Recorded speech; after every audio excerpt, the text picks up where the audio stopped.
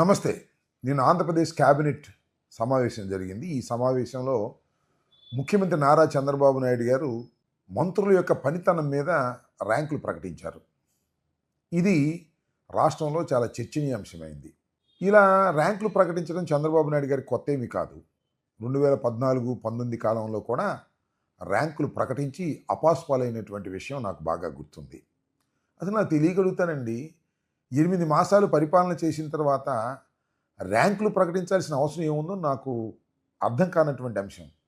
నారాయణ కాలేజో, చైతన్య కాలేజో రిజల్ట్స్ వచ్చిన తర్వాత మీరు చూస్తూ ఉంటారు కదా, ర్యాంకుల పంట నారాయణకి, number 1 Narayana, number 2 Narayana, number 8 Narayana అని ఒక అడ్వర్టైజ్మెంటు. విధంగా చైతన్యకు నెంబర్ 3, నెంబర్ 4, నెంబర్ 5 అని ఈ రకంగా అడ్వర్టైజ్మెంట్లు చేసుకునేటటువంటి సంఘటనలు, అలాంటి వ్యాపార సాక్షాత్తు నారా చంద్రబాబు నాయుడు గారే క్యాబినెట్ మీటింగులో ర్యాంకులు ప్రకటించేటటువంటి ప్రయత్నం చేయటం అనేది మరి దాన్ని కామెడీ అనాలో లేక రాష్ట్ర ప్రజల్ని దృష్టి మరలించే కార్యక్రమం అనాలో నాకు అర్థం కాల.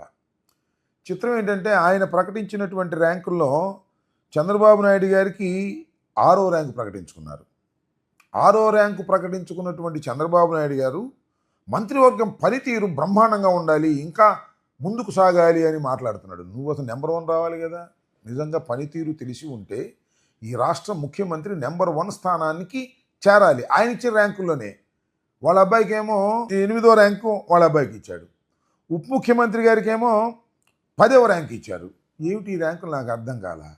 అందరికన్నా మించి ఫరూక్ గారికి మొదటి ర్యాంక్ ఇచ్చాడు. మరి దాని ప్రకారం శాఖ కూడా మార్చుకోవచ్చు. 2వ ర్యాంక్ ఏమో కందుల దుర్గేష్ గారికి, అంటే జనసేన పార్టీలో ఉన్నటువంటి కందుల దుర్గేష్ గారికి ఏమో సెకండ్ ర్యాంకు.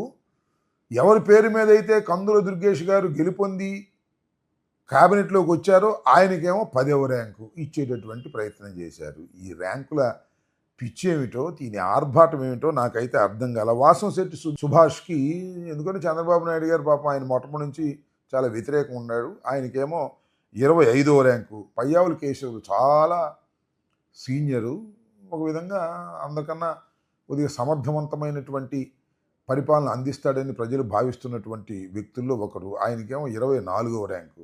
అసలు ఏంటి ఈ చాదస్తం ఏమిటి, ఈ పిచ్చి ఏమిటి, ఈ ర్యాంకులు ఏమిటి, ఈ ర్యాంకులతో మంత్రులను అవమానించే కార్యక్రమాలు ఏమిటో ఎవ్వరికీ అర్థం కానటువంటి పరిస్థితి. అదేమంటే చంద్రబాబు నాయుడు గారు సుదీర్ఘ రాజకీయ జీవితం ఉంది. 40 సంవత్సరాలు పరిపాలన చేసినటువంటి, 40 సంవత్సరాలు రాజకీయ అనుభవం ఉన్నటువంటి వ్యక్తి అని ఉన్న సొరకాయలు కోసినట్టుగా కోతలు కోసేసే కార్యక్రమం పత్రికలన్నీ, ముఖ్యంగా ఎల్లో మీడియా చేస్తున్నటువంటి విషయం మనందరికీ కూడా తెలుసు. ఈ విధంగా చంద్రబాబు నాయుడు గారు ర్యాంకులు ప్రకటించారు. ప్రజలు ఏ ర్యాంక్ ఇస్తున్నారు? చంద్రబాబు నాయుడు గారికి ప్రజలు ఏ ర్యాంక్ ఇచ్చారు ఈ 8 మాసాల్లో? దాన్ని తెలుసుకోగలరా? మీరిచ్చినటువంటి సూపర్ 6 అన్నీ కూడా సూపర్ చీట్ చేశారు. ఒక్కటి కూడా సక్రమంగా అమలు చేయలేదు. ఇచ్చినటువంటి వాగ్దానాలన్నింటినీ కూడా చెత్తబుట్టలో వేసేశారు. అదేమంటే రాబోయే కాలంలో మేము వాటిని పరిశీలిస్తామనేటువంటి ఒక దొంగ మాటలు చెప్పేటటువంటి కార్యక్రమం చేస్తున్నారు మీరు. ప్రజలు మీ 8 మాసాల పరిపాలనకి ఇచ్చిన ర్యాంకు ఏంటో మీరు తెలుసుకోవాలని ఈ సందర్భంగా నేను చంద్రబాబు నాయుడు గారికి చెప్పదలుచుకున్నాను. పైగా ఇంకొక అనూహ్యమైనటువంటి పరిణామం కూడా జరిగింది. ఈ క్యాబినెట్ సమావేశానికి 10వ ర్యాంకు సాధించినటువంటి డిప్యూటీ సీఎం పవన్ కళ్యాణ్ గారు మాత్రం రాలేదు. ఎందుకు రాలేదో తెలియదు. అనారోగ్య కారణాల వల్ల రాలేదనేటువంటి ఒక ప్రకటన మాత్రం పత్రికల్లో మనం చూస్తున్నాం. దానితో పాటు సింగపూర్ వెళ్ళాడు అనేటువంటి మాట కూడా మనం వింటున్నాం. ఏది వాస్తవమో ఏది అవాస్తవమో ఒక కన్ఫ్యూజన్ స్టేజ్లో ప్రజల్ని పెట్టవలసినటువంటి అవసరం ఉప ముఖ్యమంత్రి గారికి ఉందా అని నేను అడుగుతా ఉన్నా.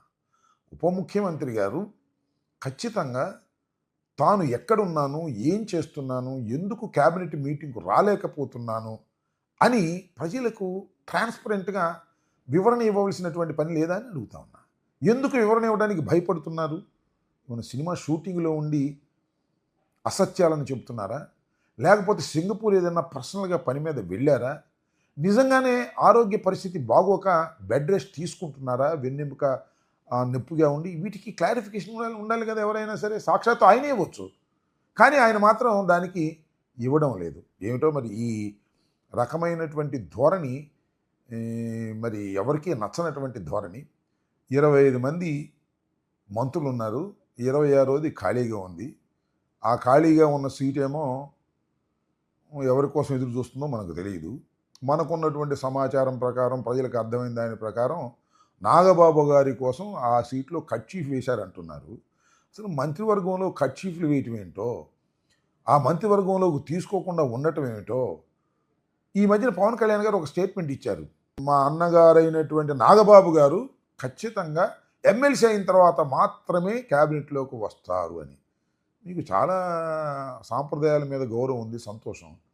ఈ విధంగా చంద్రబాబు నాయుడు గారు తన పరిపాలన కొనసాగిస్తున్నారు. చంద్రబాబు నాయుడు గారికి ఇచ్చినటువంటి ర్యాంకు మాత్రం ప్రజలు గుండు 0 అనే విషయాన్ని మీరు గుర్తుపెట్టుకోవాలని ఈ సందర్భంగా చెప్పదలుచుకున్నాను. ధన్యవాదాలు. హిట్ టీవీ యాప్, ఇందులో short news, live news, entertainment shows, movies, digital magazines తో పాటు మీ జిల్లా వార్తలను కూడా ఫ్రీగా చూడొచ్చు. అంతేకాదు కేజీ నుంచి పీజీ వరకు విద్యార్థులకు స్కాలర్షిప్ కూడా అందిస్తున్నాం. ప్రతి వారం 10 మందికి లక్కీ డ్రా ద్వారా ఒక్కొక్కరికి 10,000 రూపాయలు అందిస్తున్నాం. ఇంకెందుకు ఆలస్యం, వెంటనే హిట్ టీవీ యాప్ ని డౌన్లోడ్ చేసుకుని ఫ్రీగా ఎంటర్టైన్మెంట్ పొందండి. Hit TV app. Hit TV app. Please download hit TV app. Hit TV యాప్ని ఫ్రీగా డౌన్లోడ్ చేసుకొని ఎంజాయ్ చేయండి. మీకు నచ్చిన ఎంటర్టైన్మెంట్ కోసం హిట్ టీవీ యాప్ ని ఫ్రీగా డౌన్లోడ్ చేసుకొని ఎంజాయ్ చేయండి. హిట్ టీవీ యాప్ని డౌన్లోడ్ చేసుకుని ఆస్వాదించండి, ఆశీర్వదించండి. ఇంతమంది సెలబ్రిటీలు హిట్ టీవీ యాప్ ని డౌన్లోడ్ చేసుకోండి అని చెప్తున్నారంటే ఎంత మంచి యాప్ ఆలోచించండి. అమెరికా అమెరికా అమెరికా అమెరికాలో చదవాలనుకునే వాళ్ళకి విశ్వసనీయమైన పేరు మన శౌర్య కన్సల్టెన్సీ.